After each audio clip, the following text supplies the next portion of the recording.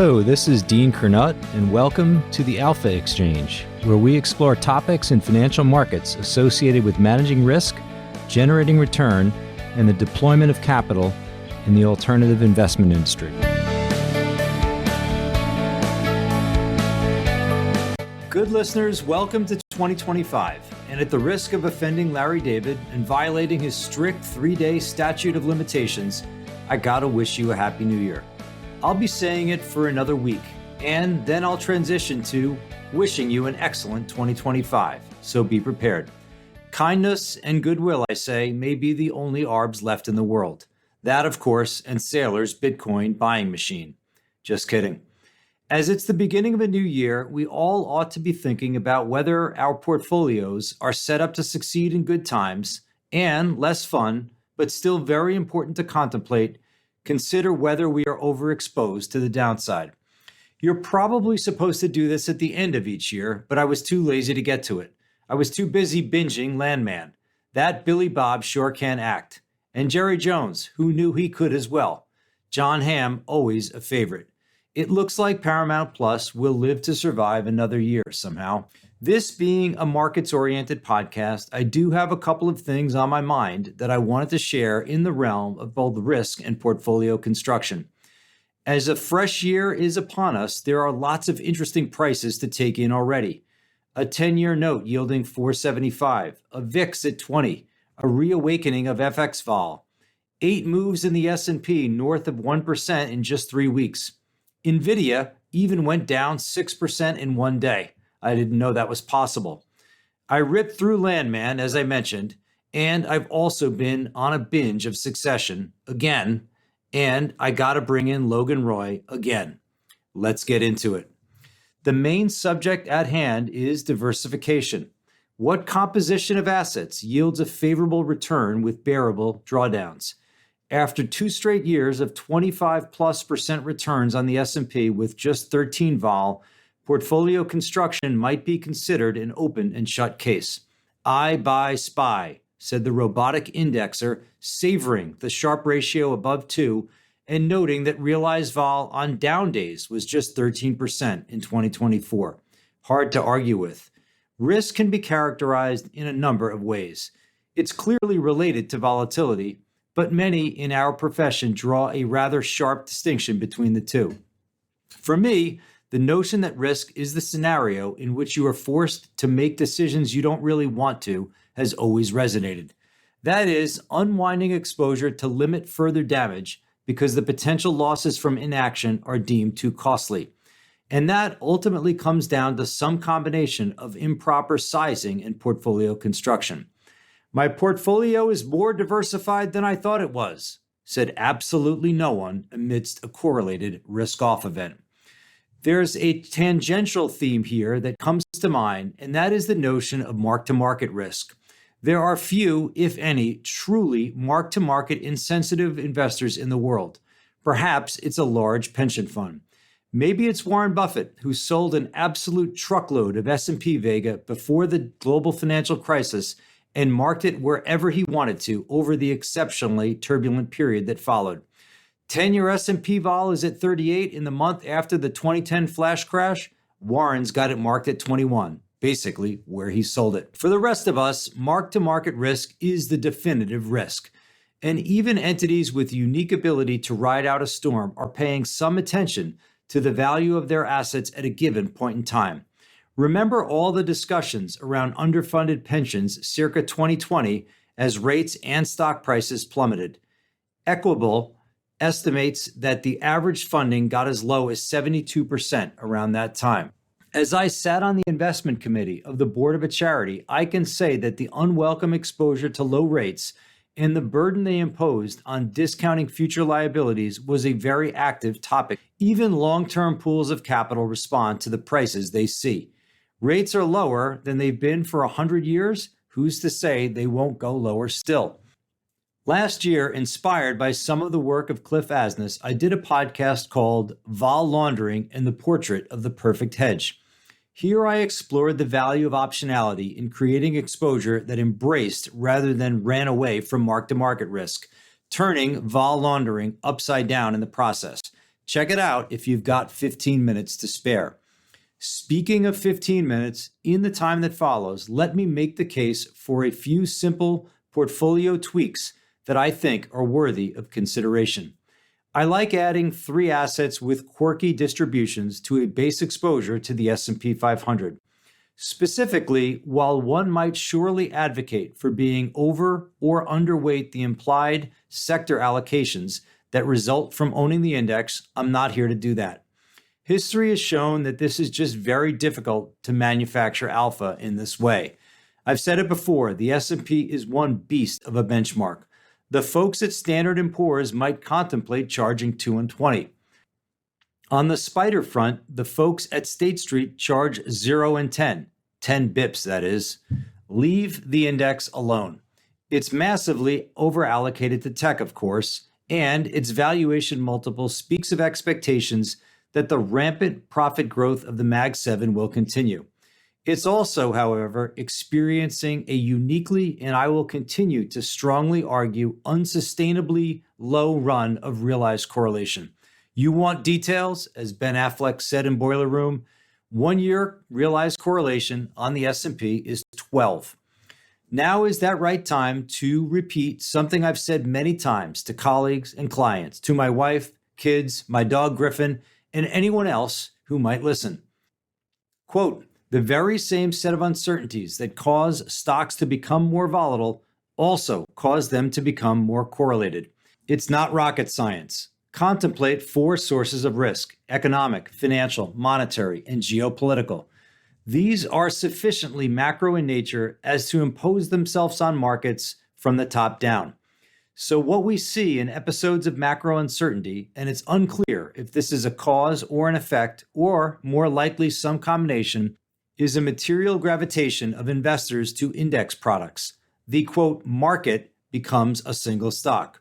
When correlation is north of 75, as it was during the GFC, or the 2011 Eurozone crisis, or during COVID, there's no differentiation among stocks by style factor, sector, or geography.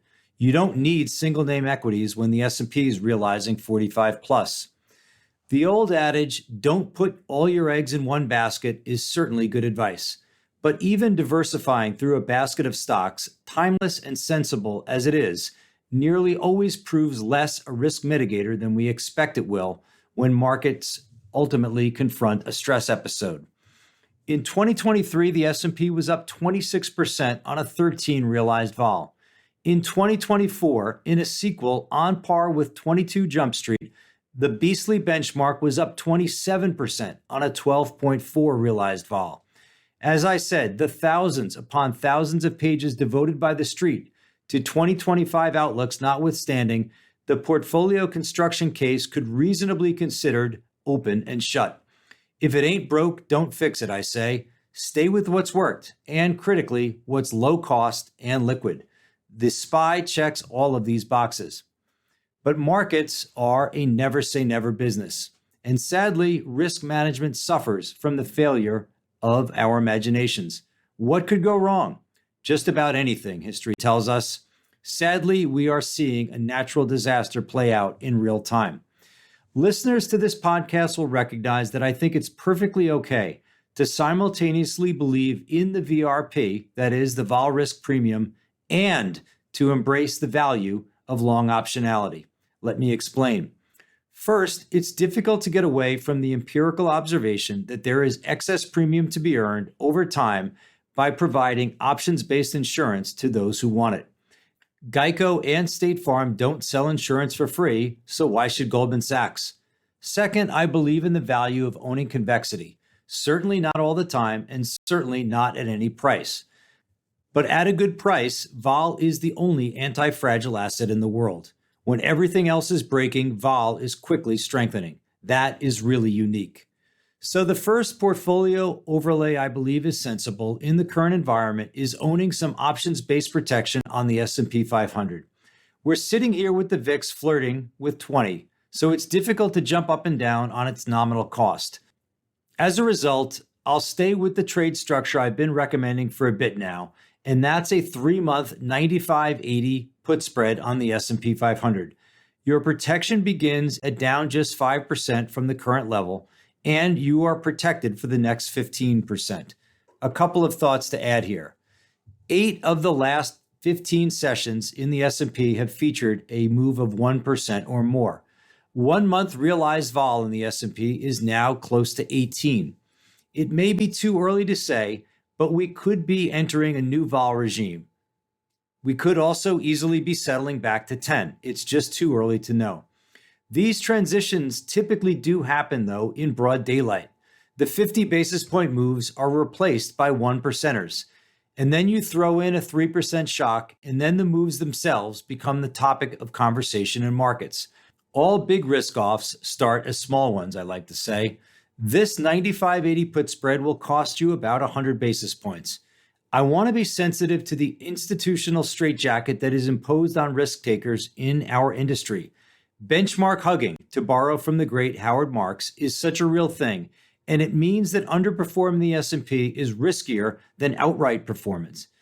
This is to say that the 100 basis points I think is easily worth it is also difficult to come by in a world in which relative performance becomes such a driver of the asset allocation process. What you get for parting with the option premium is some version of anti-correlation. That is, an asset that gains value as your base exposure is losing it. Price is always key. I call it calc, C-A-L-C, convexity at lowest cost. Insurance is always about the price.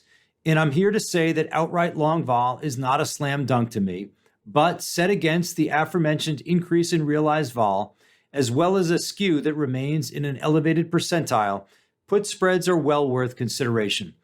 I especially believe this because of my beat a dead horse campaign that the unsung risk is diminutive realized correlation. These realized correlations are due to rally considerably at some point. So throw some put spreads on top of your S&P exposure. Don't sell the out-of-the-money call to fund these put spreads, however. Pay for them yourself and enjoy the upside in an unbounded way should it materialize. Remember, the put spread collar is effectively a long put funded by a short strangle. Acknowledging fully that it has worked over the last couple of years, I don't like being short that strangle right now. Let's turn to gold and its digital equivalent, Bitcoin.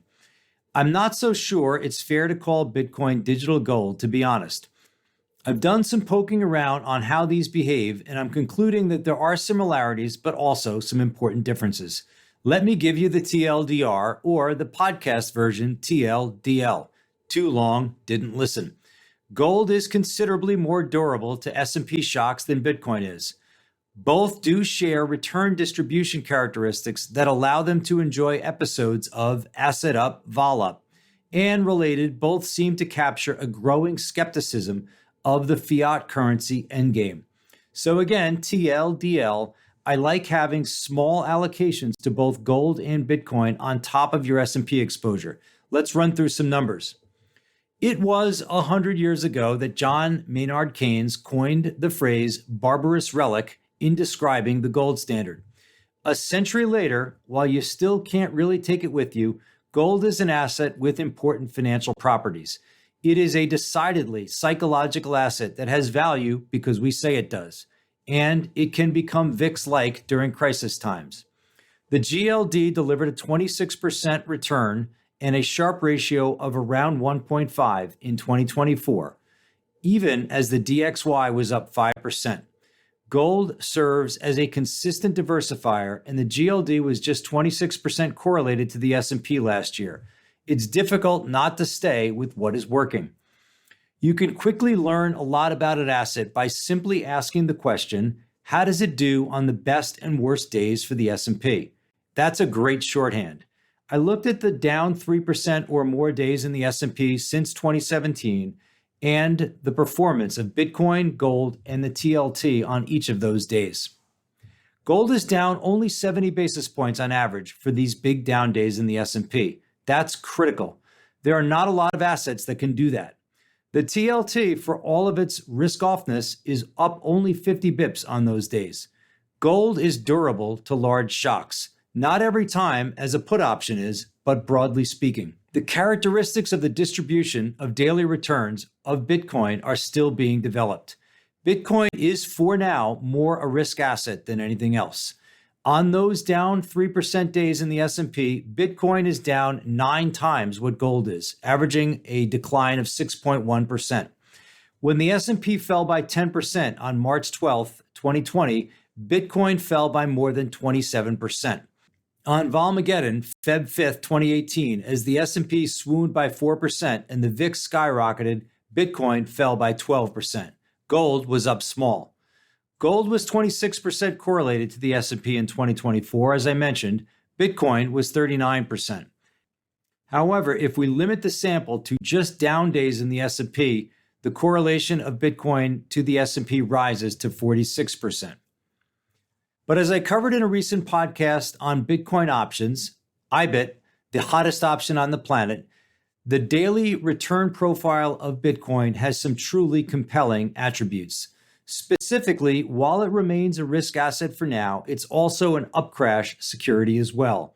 That is, the realized vol on up days is mostly higher than the realized vol on down days. An important corollary to this is that the asset and its implied vol can be often positively correlated. Assets like this are rare. Typically, when an asset rises, its vol declines. For Bitcoin, rallies see an increase in implied vol. Think about what's happening here. As the asset increases in value, the implied probability that it can run further, perhaps decidedly so, increases. That's what the increase in implied vol is telling us. The far out of the money calls get very well bid.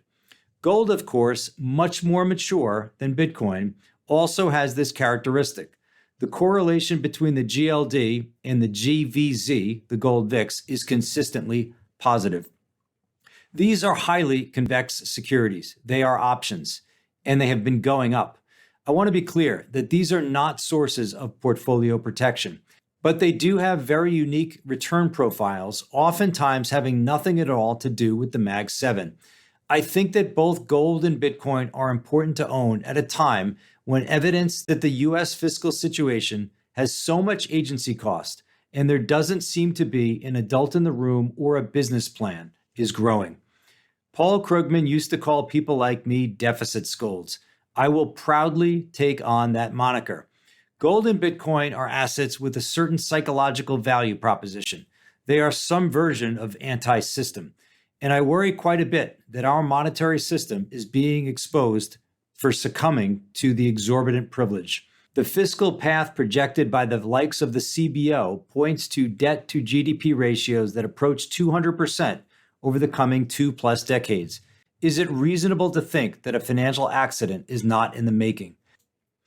As I typed these words on Friday, January 10th, we just had a solid payrolls report, which, of course, hurts the S&P, which is down almost 100 handles and 1.5%.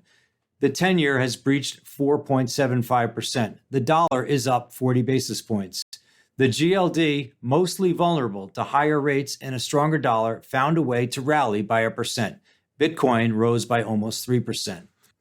All right, that's it for now, but we'll be coming back with much more. Something tells me 2025 is going to be really important from an investment perspective.